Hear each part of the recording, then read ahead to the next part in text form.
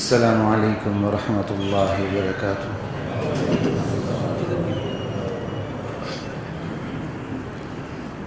إن الحمد لله نحمده ونستعينه ونستغفره ونؤمن به ونتوكل عليه ونعوذ بالله من شرور أنفسنا ومن سيئات أعمالنا.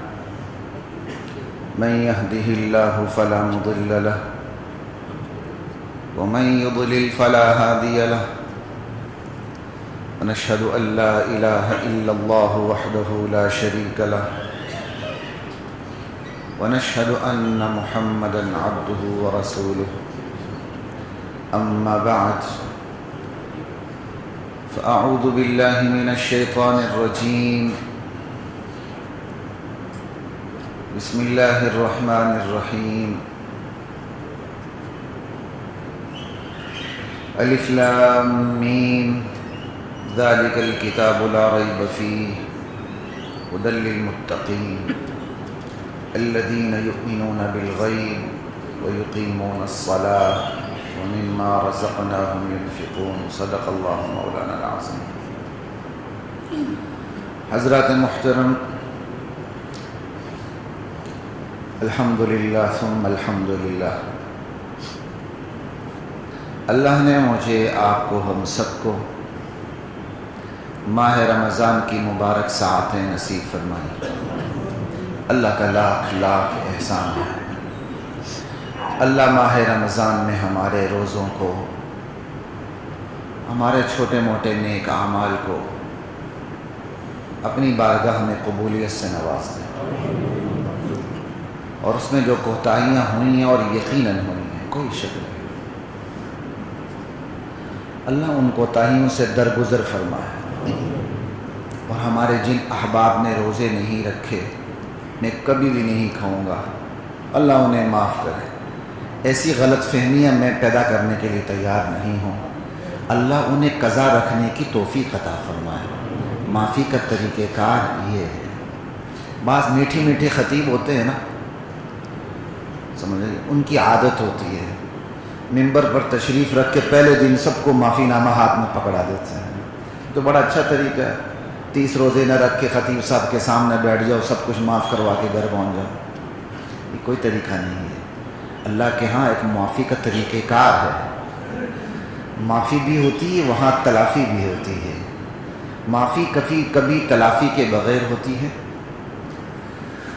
کبھی تلافی کے ساتھ ہوتی ہے. سمجھ بات کی. تو روزے، نماز، زکوٰۃ، حج وقت پہ نہیں کیا، وقت پہ روزہ نہیں رکھا، وقت پہ زکوٰۃ نہیں دی، وقت پہ حج نہیں کیا، تو کیا ہے؟ معافی کے ساتھ تلافی ہے. حج کر لو، جو زکوٰۃ نہیں دی وہ دے دو، جو نمازیں نہیں پڑھی علماء سے پوچھ کے ان کی قضا کا آغاز کر دو، جو روزے نہیں رکھے ہیں اس کی قضا کا آغاز کر دو. معافی بھی ہے، تلافی بھی ہے. اور تلافی کے بغیر معافی نہیں. اللہ چاہے تو اللہ تو کسی کو بھی معاف کر سکتا ہے. ان اللہ علی کل شیء قدیر. لیکن اللہ نے جو معافی کے طریقہ کار رکھا ہے، اس پیراڈائم کو چھوڑ کے آپ لوگوں کو خود سے معافی کا لائسنس ہاتھ میں نہیں دے سکتے. جنہوں نے نہیں رکھا اللہ انہیں معاف کرے. سب سے بڑی آمین اسی پہ ہوتی ہے. بڑے خوش ہوتے ہیں خطیب صاحب، بڑے زبردست ہیں. تو یہ لائسنس نہ میں دے سکتا ہوں، نہ اللہ مجھے ایسی بات کرنے کی توفیق عطا فرمائے. جو معافی کا طریقہ کار ہے وہ بتا رہا ہوں. اللہ نے جنہوں نے روزے رکھے ہیں، اللہ اپنی بارگاہ میں اپنی شان کے مطابق انہیں نوازے. جنہوں نے روزے نہیں رکھے، اللہ انہیں قضا کرنے کی توفیق عطا فرمائے. یہ طریقہ کار. یہ میں نے اس لیے کہا کہ میں نے ایک مشہور خطیب صاحب کی ویڈیو دیکھی، میں خیال وہ عیدگاہ میں تھے تو معافی کا لائسنس ہاتھ میں دے رہے تھے کہ جنہوں نے نہیں رکھی اللہ انہیں معاف کر. میں نے کہا یہ ایسی غلط فہمیوں میں امت کو نہیں ڈالنا چاہیے، بالکل غلط. خیر، ماہ رمضان آیا تھا، چلا گیا. اللہ اکبر، لا الہ الا اللہ. میں یہ بھی نہیں کہوں گا کاش سارا سال رمضان میں رہتا، میں کبھی بھی نہیں کہتا. ایک مہینہ کافی ہے. بہت ہے. گزر گیا خیریت سے، اللہ کا احسان. نہیں کاش ماہ رمضان رکھتا. ڈکوسلے باتیں کرتے ہیں، مجھے تو سمجھ ہی نہیں آتی. بھائی کس نے آپ کو روکا ہے؟ کاش ماہ رمضان ہوتا روزہ رکھو.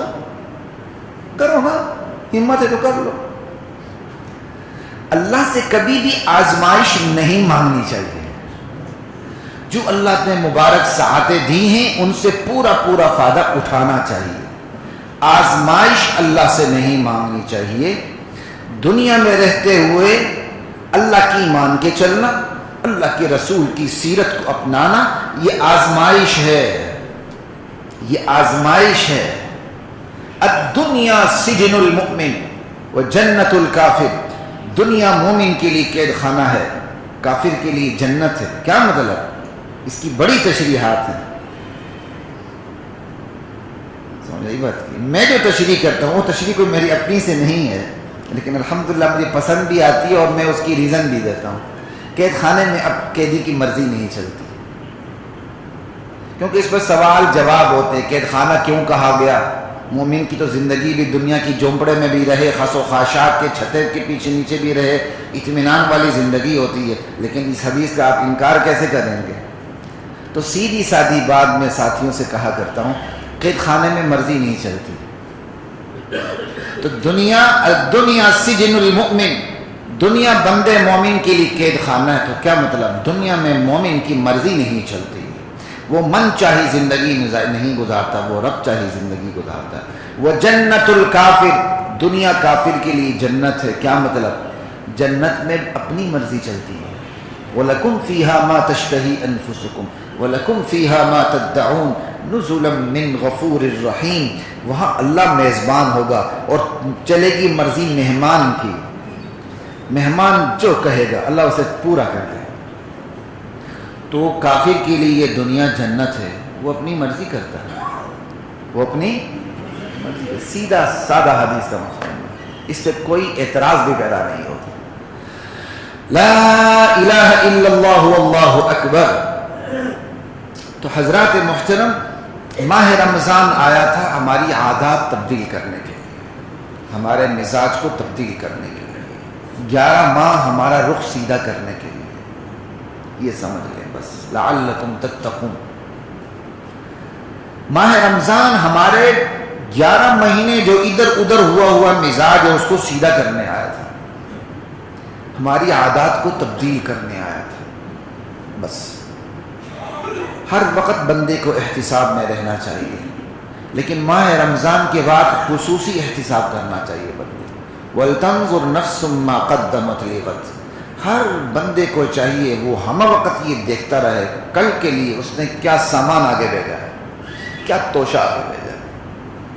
یا ایھا الذین آمنوا اتقوا اللہ. ایمان والو تقوی اختیار کرو، پرہیزگار بن جاؤ، اللہ کے عذاب سے بچو، اللہ کی ناراضی سے بچو. وَلْتَنْظُرْ نَفْسٌ مَّا قَدَّمَتْ لِغَدٍ. کل کے لیے، آنے والی زندگی کے لیے تم نے کیا توشہ تیار کیا، اس پہ ہمیشہ نگاہ رکھو، دیکھو. تو خصوصیت سے ماہ رمضان کے بعد یہ دیکھنے کی ضرورت ہے. ماہ رمضان مجھے اور آپ کو بدلنے آیا تھا، میرے اور آپ کے مزاج کو، عادات کو تبدیل کرنے آیا تھا. ماہ رمضان کے بعد میرے سمیت ہر شخص اپنا جائزہ لے، اپنا احتساب کرے کہ ہم ماہ رمضان کی بدولت کتنے تبدیل ہوئے ہیں. بس سیدھی سادی بات ہے. ماہ رمضان 5 وقت کی نماز ہے، ٹھیک ہے. حلال سے بچا کے اللہ نے حرام سے بچنے کی توفیق عطا فرمائے. ماہ رمضان میں ہم حلال سے بچتے ہیں نا، حلال سے بچنے کا نام روزہ ہے. حرام کا روزہ تو پورے 12 مہینے ہے. حرام سے بچنے کا جو روزہ ہے وہ تو پورے 12 مہینے روزہ ہے کہ آپ نے حرام سے بچنا ہے، وہ تو پوری زندگی کا روزہ ہے. ماہ رمضان میں تو حلال چیزوں سے بچنا ہے، حلال سے بھی بچنا ہے. حرام کا روزہ تو پوری زندگی روزہ ہے کہ آپ نے حرام سے بچنا ہے، وہ ہے ہی ہے.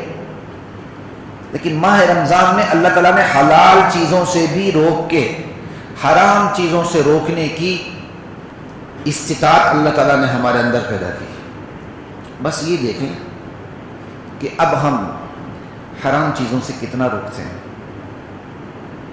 میرا ہاتھ حرام جگہ استعمال نہ ہو، میری زبان حرام جگہ استعمال نہ ہو، میری آنکھ حرام جگہ استعمال نہ ہو، میری سوچ، میرا شعور، میرا ادراک، میری طاقت، میرے اختیارات حرام جگہ استعمال نہ ہو.